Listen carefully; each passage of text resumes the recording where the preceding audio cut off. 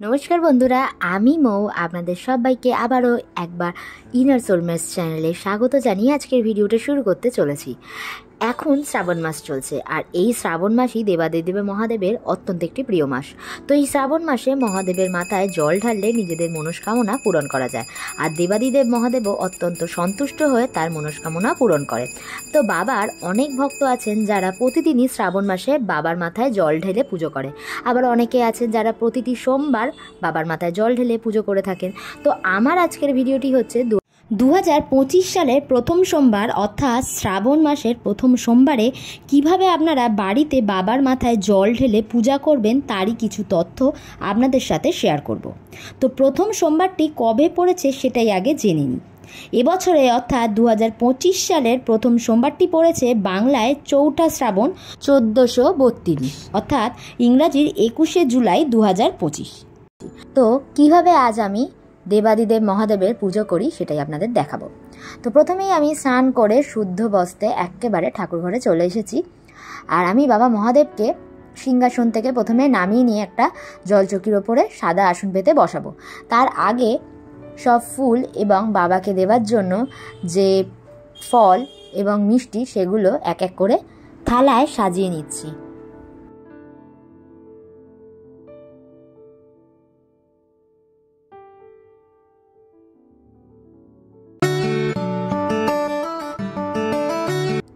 প্রথমেই আগে নিত্য পুজো করে নিয়েছি, তখন আমি গণেশ ঠাকুরের পুজো করে নিয়েছি, কারণ সিদ্ধিদাতা গণেশজি সবার আগে পূজনীয়। তাই পুজো শুরু করার আগে গণেশ ঠাকুরের পুজো করে নিয়েছি। এবার শিবলিঙ্গকে একটা জলচৌকিতে সাদা আসন পেতে বসিয়ে নিয়েছি, এবার পুজো শুরু করব। তো পুজো শুরু করার আগে নিজেকে আচমন করে নিয়েছি বিষ্ণু স্মরণ করে। নম বিষ্ণু নম বিষ্ণু নম বিষ্ণু নম অপ্রবৃত্ত প্রবৃত্ত বা সর্বাবস্থাং গত বিবাহ যশ্বরে কুণ্ডলিকাক্ষং সবাহ্য অভ্যন্তরে সূচি নম সূচি নম সূচি নম সূচি। প্রথমেই আগে ঘিয়ের প্রদীপটা জেলে নিচ্ছি। ঘিয়ের প্রদীপ এই দিন বাবাকে দেওয়া অত্যন্ত শুভ বলে মনে করা হয়, তাই ঘিয়ের প্রদীপ জেলে নিয়ে বাবাকে একবার ধূপ আর প্রদীপ দেখিয়ে নেব। তারপরেই স্নানাভিষেক করাবো। তো আপনারা ভিডিওটি দেখতে থাকুন, আশা করি একটু হলেও ভিডিওটি আপনাদের উপকারে আসবে।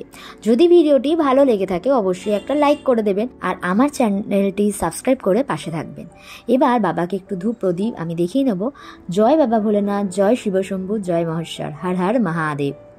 সকলের মঙ্গল করো বাবা।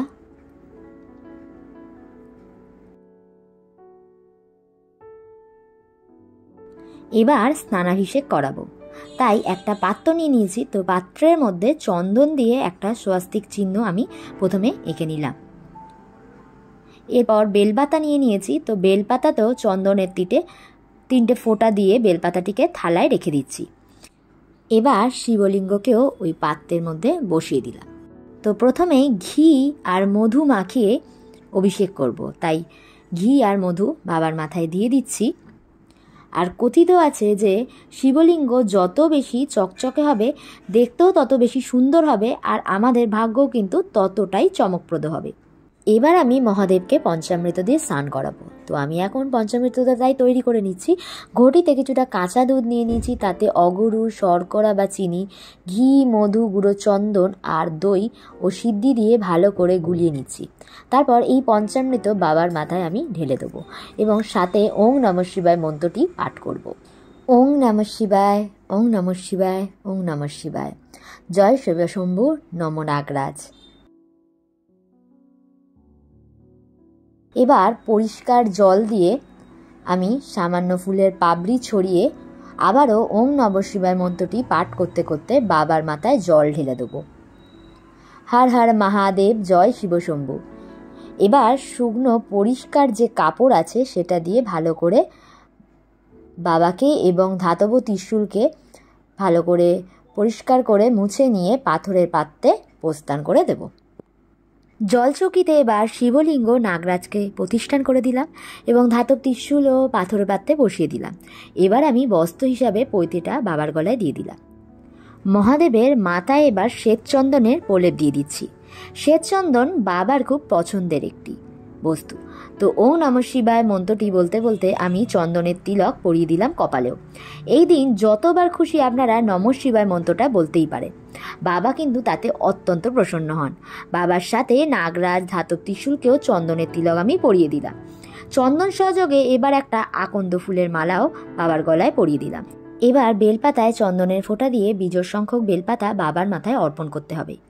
এবার বেলপাতাগুলি ওং নমঃ শিবায় মন্ত্র বলতে বলতেও আপনারা অর্পণ করতে পারেন। আবার বেলপাতা অর্পণের মন্ত্র হচ্ছে ওং নমঃ শিবায় ইদং সচন্দনং বিল্লপত্রং ওং নমঃ শিবায় নমঃ। এই মন্ত্রটা বলেও আপনারা কিন্তু বেলপাতা অর্পণ করতে পারেন। আমি এখানে 3টে বেলপাতা অর্পণ করেছি, আপনারা চাইলে 9টা, 28টা এবং 108টি বেলপাতাও অর্পণ করতে পারেন। মহাদেবের প্রিয় নীলকণ্ঠ ফুল দিয়েও সাজিয়ে দিচ্ছি এবং মহাদেবের গৌরী পিঠেও একটা ফুল অর্পণ করে দিলাম। ধাতব ত্রিশূলেও একটা ফুল অর্পণ করে দিলাম। এবার বাবার প্রিয় ধুতুরা ফুলটাও দিয়ে দিলাম আর অর্পণ করলাম বাবার প্রিয় কাটা ফলও। এবার জল চৌকিটাকে একটু ফুল দিয়ে সুন্দর করে সাজিয়ে নিচ্ছি। এরপর আমি পুষ্পাঞ্জলি দিয়ে নেব। তো ফুল ও বেলপাতা সহ পুষ্পাঞ্জলি মন্ত্রটি হলো নমঃ শিবায় এসো সচন্দনং পুষ্পবিল্ল পত্তাঞ্জলি নমঃ শিবায় নমঃ। জয় বাবা ভোলেনাথের জয়। এবার প্রণাম মন্ত্র বলে প্রণাম করে নেব। তো প্রণাম মন্ত্রটি হলো নমঃ শিবায় শান্তায় কারণাত্মায় হে তবে নিবেদয়ামি চতান্নাং তং গতি পরমেশ্বর। জয় ভোলানাথ, জয় শিবশম্ভু, জয় পরমেশ্বরের জয়। এবার ভোগের থালাটা নিবেদন করে দেবো। বাবাকে এই দিন গোটা ফল নিবেদন করতে হয়। তো আমি এখানে বিজোড় সংখ্যক 5টি গোটা ফল নিয়ে নিয়েছি, আপেল, আম, 2 রকমের লেবু, পেয়ারা। বাবাকে নিবেদন করে দিলাম। আর বাবার প্রিয় সাদা সন্দেশ ও বাতাসাও নিবেদন করব, তাই বাতাসা সহ 5 রকমের মিষ্টি অমৃতিও নিবেদন করে দিলাম সাবু ও কলা বেলপাতা সহযোগে। আর পানের জন্য দিলাম 1 গ্লাস জলও।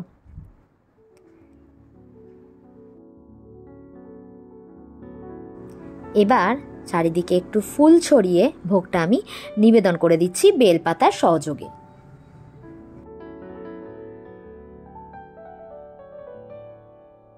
বাবার মাথায় এই দিন যে শস্যটা নিবেদন করতে হবে তা হলো দূর্বা, যাতে আমাদের আয়ু বৃদ্ধি হয়, তাই জন্য সবাই দূর্বা এই দিন বাবার মাথায় অর্পণ করে।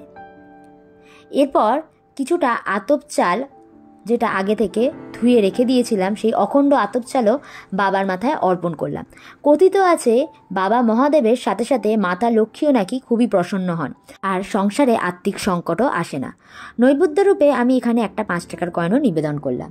এবার বাবার মাথায় জল ঢালবো, তাই কুমণ্ডলিতে একটু গঙ্গা জল নিয়ে নিয়েছি, তাতে কিছু গুঁড়ো কর্পূর এবং চন্দন আর কয়েক ফোঁটা অগরু ও গোলাপ জল নিয়ে আর সামান্য একটু ফুলের পাপড়ি ছড়িয়ে আমি ওং নমঃ শিবায় মন্ত্রটি বলতে বলতে বা মহামৃত্যুঞ্জয় মন্ত্রটি পাঠ করতে করতে বাবার মাথায় জলটা ঢেলে দেবো। তো মহামৃত্যুঞ্জয় মন্ত্রটি হলো ওং ত্রয়ম্বকম যজামহে সুগন্ধিম পুষ্টিবর্ধনাং উর্বারুকুমি বদ্ধনাং মৃত্যুমোক্ষীয় মামিত্রত।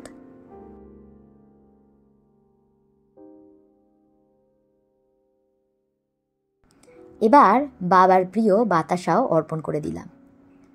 এবার পুজো শেষে বাবার কাছে প্রণাম করে নিচ্ছি এবং আরতি করে নেব ধূপ ও মোমবাতি জ্বালিয়ে ঘণ্টা সহযোগে।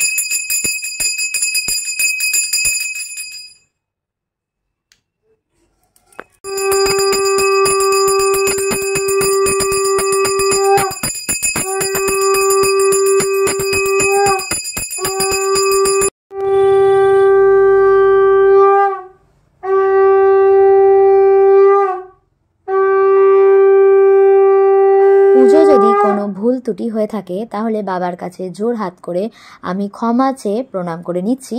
জয় ভোলেনাথ, জয় শিবশম্ভু। তো এই ছিল বন্ধুরা আজকের ভিডিওটা। তো শ্রাবণ মাসের বিধি আমি শেয়ার করলাম। বাবা কিন্তু অল্পতেই সন্তুষ্ট, একটা বেলপাতাতেই বাবা কিন্তু সন্তুষ্ট। তাই প্রতিটি সোমবার বাবাকে এইভাবেই পুজো করুন। আর ভিডিওটা যদি ভালো লেগে থাকে চ্যানেলটি অবশ্যই লাইক, শেয়ার অ্যান্ড সাবস্ক্রাইব করে দিয়ে যাবেন। আর পাশের যে বেল আইকনটা আছে সেটা অবশ্যই প্রেস করে দিয়ে যাবেন, যাতে পরের ভিডিওর নোটিফিকেশান সবার আগেই আপনার কাছেই পৌঁছায়। ততক্ষণের জন্য বাই, স্টে টিউন। আবারও দেখা হচ্ছে নতুন কোনো ভিডিওর সাথে। টাটা।